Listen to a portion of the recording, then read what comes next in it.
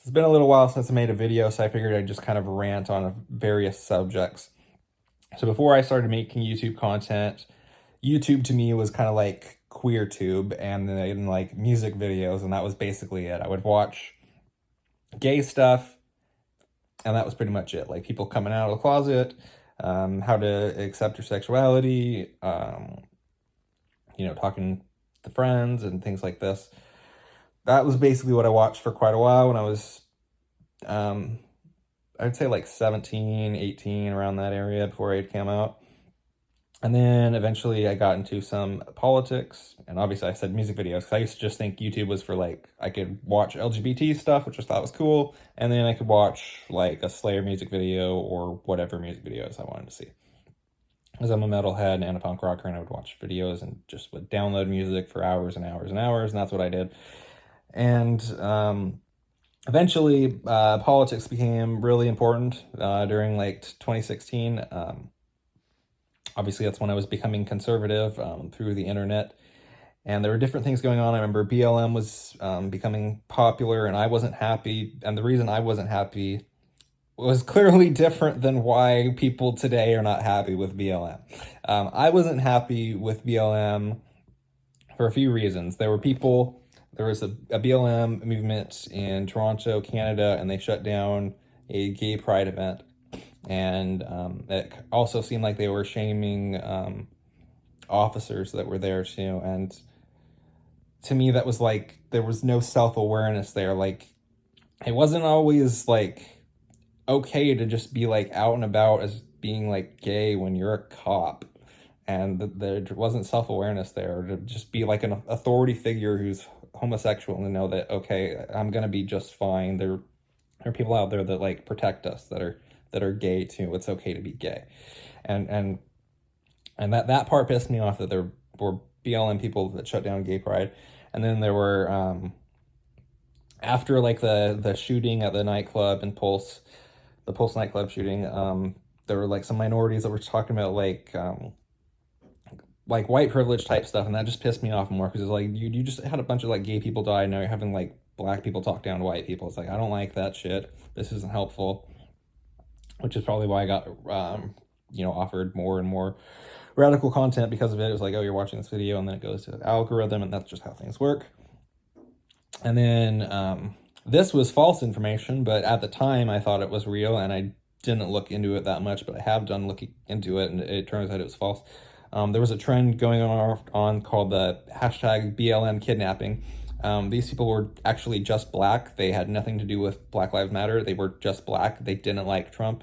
And what they did to that white guy who, I think he had like autism or something, they kidnapped him and tortured him pretty much for a while. And three of the four of them are doing time, serving like a few years, and then one of them has, I think, a couple years of probation, and I'm not sure what else is the punishment exactly.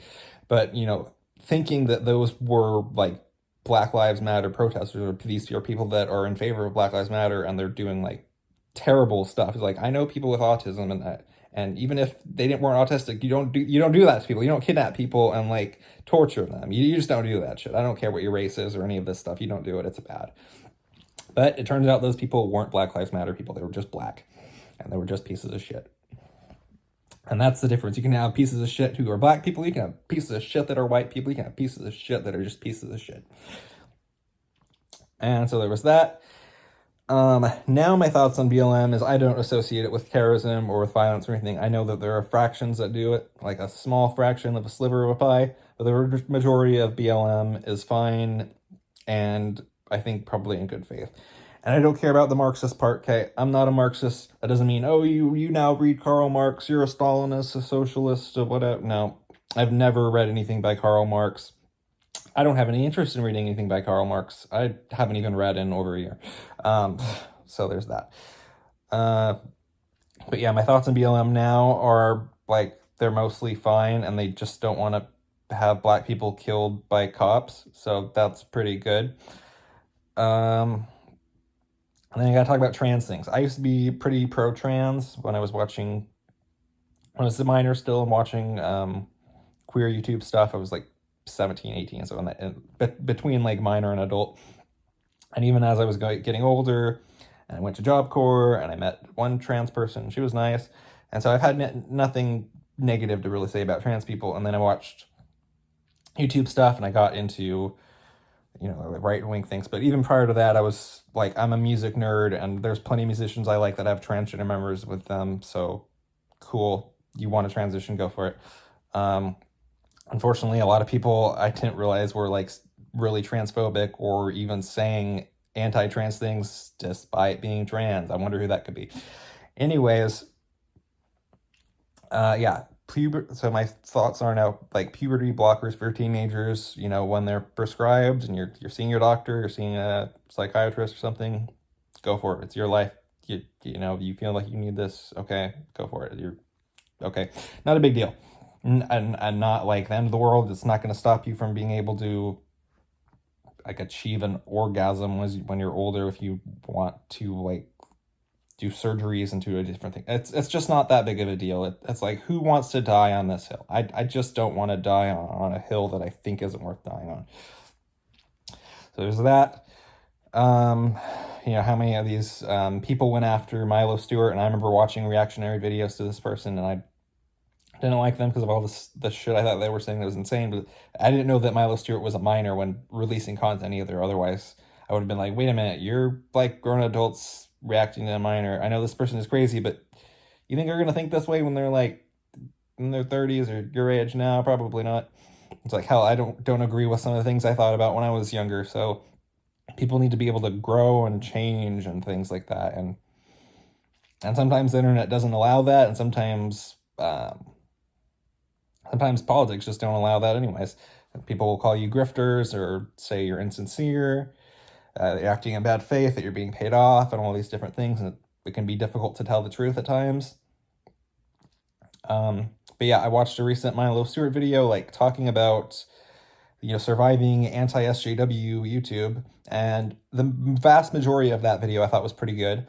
The non-binary stuff is still a bit confusing to me, and I know for older people, especially like if you're in your later 40s and 50s and stuff, this can be really hard to grasp, and I think left YouTube just doesn't get that, or that there are trans activists that just may not get that. You just don't understand the older people, that some people just don't know what this means. But like, if they actually see progress happen with non-binary people and they see like good things occur, they're gonna cheer you on too. They just don't understand it, and I know that because I've got some family members that just don't understand what that stuff is. It's like I have a family member who, you know, threw a fit over like hearing the word pansexual. Was like, what the hell is that? And it's just an older generation thing. It's like explaining what the difference between that is and bisexual, because my girlfriend's pansexual and I'm bisexual, and there is a difference. It's not a giant difference, but there's still a difference. So yeah, there's all of that. And realizing that there were like lefties that were part of that problem too with the anti-SJW thing. Like Repsion's apologized for it too, because he was part of that problem too, with like, he had Lauren Chen on one of his videos as a guest on there, and you know, she's pretty fascist-like now, and I mean, I'd call her Nazi, why not? And he also had on some black guy, and some black guys said some stupid shit in the past, and again they went hard at BLM, and now that just seems like a mistake. Shoe on Head, you know, has changed quite a bit. She deserves the criticism that she gets, though, that she got for her part, but doesn't mean they need to be like overly like to the point where there's like no redemption or whatever. Is really not a good way to go about, and it doesn't build bridges or anything. And that's another thing. I didn't realize how many people on the right just don't want to build bridges with people at all. Once Rush Limbaugh died, I realized just even more how bad the right is, like the ones that defended him and had all these things, like the crowd was like the left hated Rush Limbaugh because they feared him. It's like, no, dude, you did a thing called AIDS updates and like cheered on gay people that died from AIDS. That's fucked. And a bunch of other stuff, and like claiming Obama wasn't born in America and shit. It's like, okay, Rush Limbaugh was like a right-wing version of Fred Phillips, and I was no Fred Phillips fan. So if I would have known that, I never would have gotten into right-wing politics, but hindsight's 2020, so it is what it is. Yeah, there's a lot there. I don't know how many right-wing people I think are that funny now, because I haven't heard Steven Crowder do anything funny in a while. It's just been cringy and worse and racist and like, fuck, dude, I wish he would just get off the internet. And he's got a wife, and I don't know if his kids are born yet or not, but man, not good, bro. So yeah, there's that. Still an atheist. Have never been agnostic. I know I did at one point consider myself like culturally Christian, but ugh, that's cringy as fuck. I don't consider myself that at all. I'm an atheist through and through, like a Christopher Hitchens atheist, definitely. I feel like that fits me pretty well. Getting into music more and more. I've been a metalhead and a punk rocker for a long time, and I got into dubstep earlier this year, and thought that was pretty cool, getting into UK dubstep, just because of a YouTuber who happens to be left-wing made a video like talking about him and his homies hate Skrillex, and it was a great video. I'm grateful for that. And it's cool that there's people that have been on YouTube that have been able to like take steps back from politics. Like Chris Reagan's been able to step back from politics pretty good, I'd say. I used to watch him quite a bit, and say his content was pretty good, and he wasn't really any part of this problem with the alt-right pipeline. He was still like again, he was a guy on the left, and it was egalitarian.